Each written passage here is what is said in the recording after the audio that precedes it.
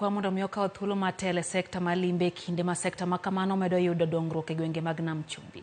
Kolose nyasi mar riwruok jowamine mantiere sekta ma limbe mong'ere kaka KAWT e boma ma Diani e kaunti ma Kwale.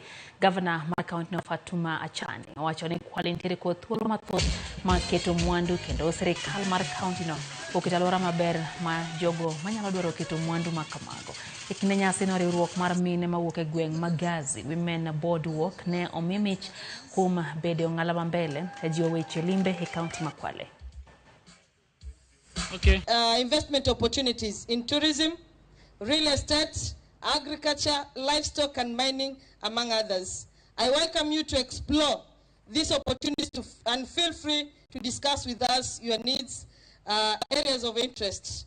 And as your governor, I want to assure you, I'll give you maximum support.